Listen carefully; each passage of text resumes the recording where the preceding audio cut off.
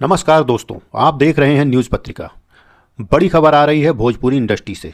बिहार के power star Pawan Singh पर लगा बड़ा आरोप। हरियाणा की अभिनेत्री अंजलि राघव ने आरोप लगाया कि पवन सिंह ने बिना अनुमति उनके कमर पर हाथ रखा। सोशल मीडिया पर अंजलि बोली, किसी भी महिला को बिना सहमति छूना गलत है। विवाद बढ़ा तो पवन सिंह ने मांगी माफी। अब अंजलि ने कहा, भोजपुरी नहीं सिर्फ हरियाणवी इंडस्ट्री में करूंगी काम। इस मामले के बाद अंजलि ने इंस्टाग्राम पर वीडियो शेयर कर क्या कुछ कहा, आइए सुनते हैं। राम राम जी, मुझे आप लोगों से बहुत ज़रूरी बात करनी है क्योंकि मैं 2 दिन से बहुत ज़्यादा परेशान हूँ क्योंकि कंटिन्यू मेरे पास डीएम आ रहे हैं कि ये जो लखनऊ वाला इंसिडेंट हुआ इसमें मैंने कुछ बोला क्यों नहीं, एक्शन क्यों नहीं लिया, थप्पड़ क्यों नहीं मारा। और कुछ लोग मुझे ही गलत समझ रहे हैं, कुछ मीम्स पे लिख रहे हैं कि ये तो हंस रही थी, मजे ले रही थी। कि पब्लिक में कोई मुझे ऐसे टच करके जाएगा उसमें मुझे खुशी होगी, मुझे मजे आएंगे।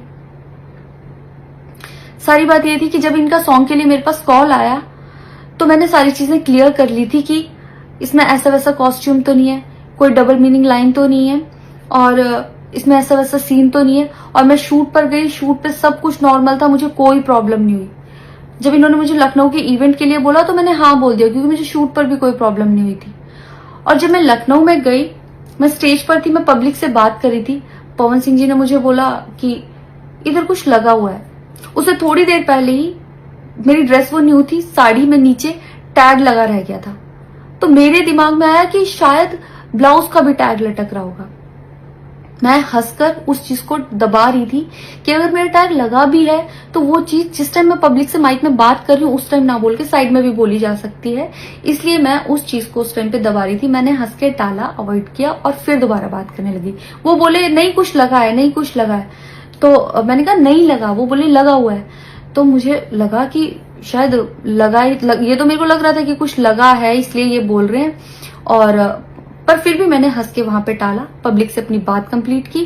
कंप्लीट करने के बाद जब मैं अपने टीम मेंबर से मैंने पूछा साइड में जाके कि कुछ लगा है, क्या लगा है, उन्होंने बोला कुछ भी नहीं लगा था। जब मैंने देखा मेरे सच में कुछ नहीं लगा था, तब मुझे बहुत ज्यादा बुरा लगा, गुस्सा आया और रोना भी आया। लेकिन मुझे ये नहीं समझ आया कि मैं अब क्या करूं यहाँ पर, क्योंकि जहां मैं गई थी लखनऊ में, पवन सिंह जी खुद भी वहीं के रहने वाले हैं, उसी जगह पर इवेंट था। जितना वो क्राउड था वो सारा उनका फैन बेस था। उनको भगवान बोल रहे थे और भक्त बोल बोल के उनके पैरों में गिर रहे थे। वो उनका फैन बेस था, क्राउड था। तो मुझे समझ नहीं आया कि मैं क्या करूं। अगर मैं कुछ भी बोलती तो क्या वो लोग मुझे सपोर्ट करते। मेरे साथ कुल 3-4 बंदे यहाँ से गए थे, तो वहां जितना क्राउड था क्या वो लोग मेरा साथ देता। मैंने सोचा मैं बैक स्टेज जाके बात करूंगी। इतनी देर में थोड़ी देर रील्स बन के अचानक से वो उतर के चले गए बीच में ही इवेंट के। थोड़ी देर मैंने रील बनाई, अनाउंस ये किया गया कि अभी इवेंट दोबारा स्टार्ट होगा। डिनर के लिए अनाउंस कर दिया गया, मैं भी उतर के चली गई और इवेंट वहां पे खत्म हो चुका था।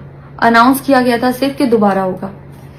नेक्स्ट जब मैं घर आई तो मैंने देखा ये बहुत बड़ा मैटर बन चुका था। मैंने उन लोगों से कांटेक्ट करने की कोशिश की, किसी ने मेरा फोन पिक नहीं किया, ना ही उन लोगों ने फोन करके मुझसे हालचाल पूछा कि परेशान हो या कुछ भी, नहीं, कोई हालचाल नहीं लिया। मैं पोस्ट करना चाहती थी, जो लोग लिख रहे थे कि मजे आए या हंस रही है, मैं रिप्लाई में पोस्ट करना चाहती थी। मेरे को किसी का कॉल आया था कि पवन सिंह की पीआर टीम बहुत स्ट्रांग है और कुछ भी ऐसा वैसा मत लिखना और ना पोस्ट करना, क्योंकि वो लोग अगर कुछ लिखेंगे ना बहुत कुछ उल्टा लिख देंगे तुम्हारे लिए और बहुत कुछ कहेंगे और बहुत बड़ा मैटर बन जाएगा। अभी जितना परेशान हो उससे ज्यादा परेशान हो जाओगी, तो छोड़ो। मैंने ये सोच के इस चीज को अवॉइड किया। मुझे लगा 1-2 दिन में मैटर थोड़ा ठंडा हो जाएगा, कोई बात नहीं। मैंने कहा पर्सनली कभी बात करूंगी इस बारे में इनसे। लेकिन बढ़ता जा रहा है, ऊपर से ना उनकी तरफ से कोई रिप्लाई मिला और मुझे नहीं पता कि ऐसे में मुझे क्या करना चाहिए था और क्या करना चाहिए। आप लोग मुझे बताओ, मुझे ऐसे में क्या करना चाहिए। मैं बिल्कुल भी सपोर्ट नहीं करती कि हाँ ये चीज नॉर्मल है या इसको नॉर्मल समझूं। किसी भी लड़की को उसके बिना परमिशन के टच करना ही पहली बात बहुत गलत है, और फिर इस तरीके से टच करना तो हद से ज्यादा गलत है। यही सेम चीज अगर हरियाणा में हुई होती ना तो मुझे जवाब देने की जरूरत नहीं पड़ती, यहाँ की पब्लिक अपने आप जवाब दे देती, यहाँ की ऑडियंस फुल सपोर्ट करती और जवाब देती। लेकिन मैं उनकी जगह पर थी, वो यहाँ पे नहीं थे। इससे मुझे ये लेसन मिला है कि मैं भोजपुरी इंडस्ट्री में अब काम नहीं करूंगी।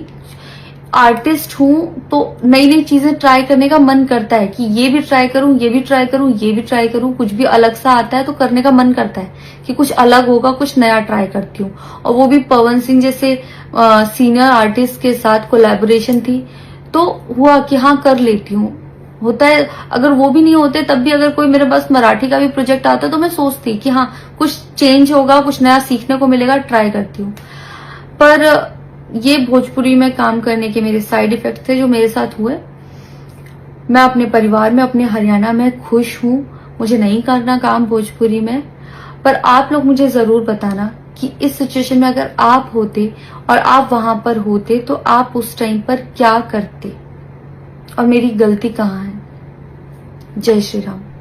यह विवाद बढ़ा तो पवन सिंह ने इंस्टाग्राम पर स्टोरी पोस्ट करते हुए माफी मांगी। आइए देखते हैं पवन सिंह ने क्या कहा। उन्होंने कहा, अंजलि जी, व्यस्त शेड्यूल के कारण मैं आपका लाइव देख नहीं पाया। मुझे जब इस बात की जानकारी हुई तो मुझे बहुत बुरा लगा। मेरा आपके प्रति कोई भी गलत इंटेंशन नहीं था, क्योंकि हम लोग कलाकार हैं। इसके बावजूद अगर आपको हमारे किसी भी व्यवहार से तकलीफ हुई हो तो उसके लिए मैं क्षमा प्रार्थी हूँ।